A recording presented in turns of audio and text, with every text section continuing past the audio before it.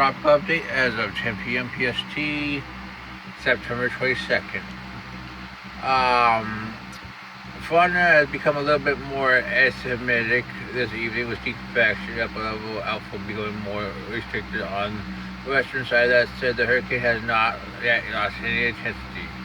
Recon has found flight level wind of 123 knots, and SMRF with a height of 110 knots, with the sports maintaining 150 knots advisory for this. Intensity for this advisory. It has 932 millbar pressure.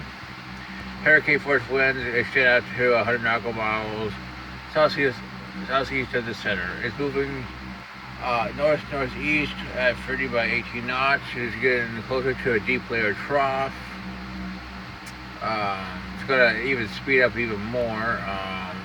It could move as fast as 30 to 35 miles per hour in the next 24 hours as it approaches Nova Scotia.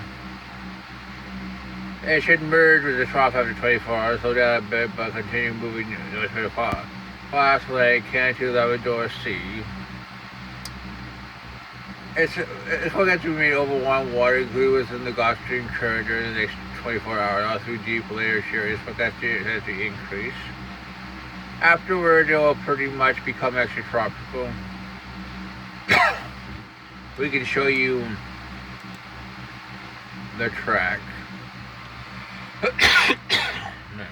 Cough. Take it northward into Nova Scotia, probably as a Cat 2 storm. Probably maybe even still as a tropical hurricane. But I have a hard time believing I'll be transitioning that fast, but that far afterwards it probably will. ANC says 105 miles per hour for Nova Scotia, which is in line with all the models. GFS enablers. Yeah, the neighbors still say it's 947 millibars for the landfall for this thing. So, very, very powerful storm. Definitely going to start weakening, but not fast enough to spare Nova Scotia. So, we got about another day and a half, 2 days of watching Fauna before it becomes extratropical, making landfall, and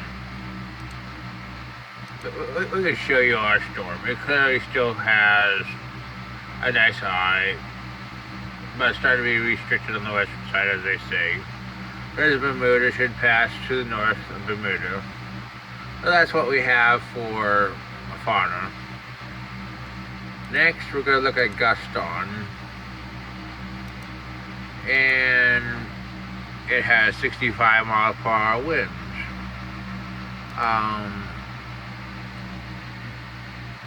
Intensity shows it at 55 knots, but it's becoming disturbed with westerly shear near the center. And we can clearly see this. So let me see. It's starting to be decoupled. Here's the LSC. Here's the upper levels. Then it's going to swing to the south into the Azores Islands over the next 24 to 36 hours, and turn more towards the west. We can show you this with Gaston. But they show it becoming post-tropical as it's doing so. All of them all show this. And really, they don't really strengthen it. So, the environment looks quite unfavorable for any re-identification. Here's 90, which looks pretty good. Has a nice LSC convection. It's probably pretty close to becoming a depression. We're gonna go ahead and look at it. It's almost certainly a depression. Expect to head northwestward in the next 24 to 36 hours. probably in the colder water. And look at the GFS neighbors. These are the Canary Islands. I mean, pretty incredible. Models have backed off, but I think it's already depression. Um, so we'll have to see. They ain't see earlier. Let's look at the latest.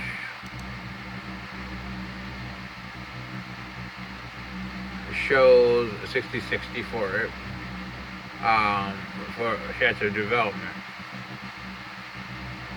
Now we're gonna look at that's 98. We're gonna talk about it in a second. Here's Newton, still firing up convection. Here's Sakura Allen.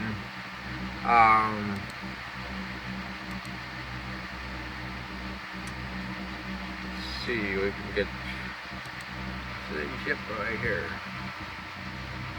Gonna head west-northwest over the next 36 hours, which is in line with all the malls, and weaken, becoming post-tropical in about 60 hours.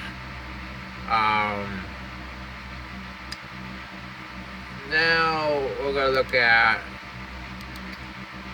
90 L, which is still trying to fire convection. Some models still hit at its development, especially Icon and CMC.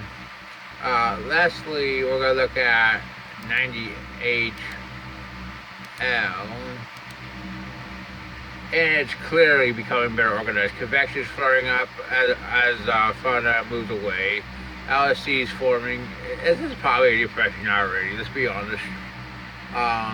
Clearly becoming better organized. Had a 90% chance of development. Let's look at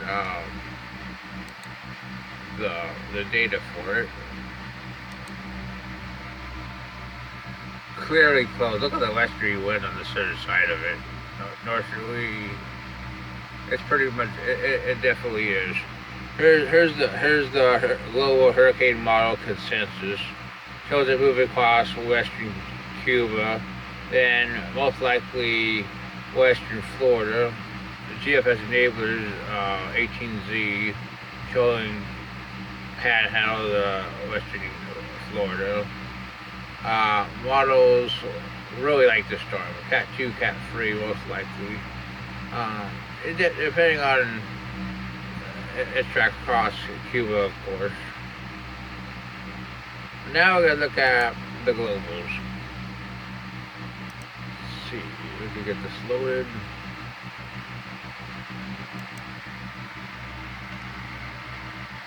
Alright, this is for 24 hours. Here's Fiona at 9:41. Gaston, 90 L and 99. And hers are 98. This is almost certainly going to develop. We go to 72 hours, probably 984. Clearly it has backed off on 90 L tonight, while showing 99 potentially having a better chance. 940 something, and as it approaches Florida.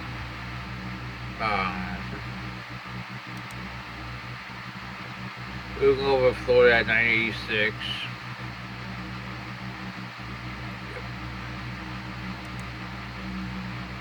Let's look at the ECMWF.